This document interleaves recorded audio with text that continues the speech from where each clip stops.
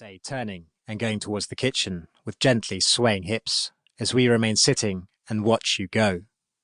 Your bottom is round and voluptuous beneath your dress.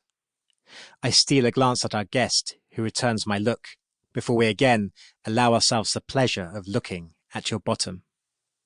In an instant, we are united in our admiration of you as an object for dark fantasies.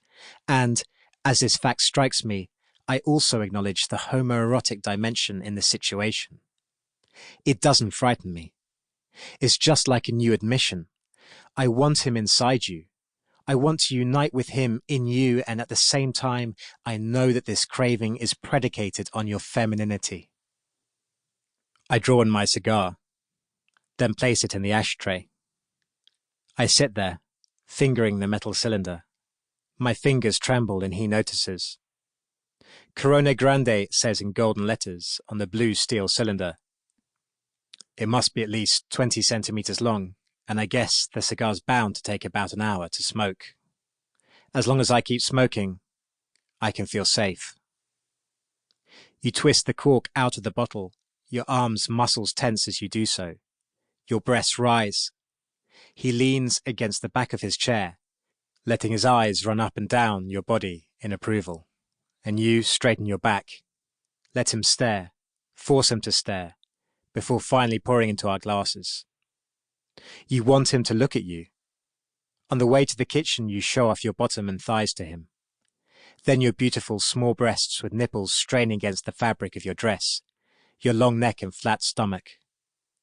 Gone quiet all of a sudden, you murmur, looking at us. We suck on our cigars, admiring your thighs and silk stockings where they disappear below the high hem of your dress, admiring your sleek legs, slender ankles and feet. A little music, gentlemen? I say that would be lovely, and when you ask what we'd like to hear, our guest suggests Beethoven's Kreutzer Sonata. You find the record and say, nice choice.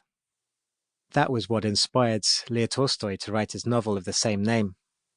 It's almost unbelievable that such a disagreeable old man could produce such a hot-blooded, erotic little work as that from up his sleeve. When you were outside just now, we were talking about who has the power in a relationship, the objects being used or the subject doing the using. Our guest smiles benevolently. The same age-old question that Tolstoy was trying to figure out. Do you like Remy Martin? You smile.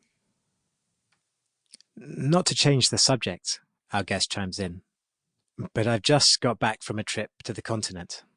I spent my last days in Paris, where I stumbled over a little side street gallery in the Pigalle. I was lucky, actually, because it was the last day of an exhibition of illustrations to amorous works of world literature. The Kama Sutra, the story of Venus and Furs, those kind of books.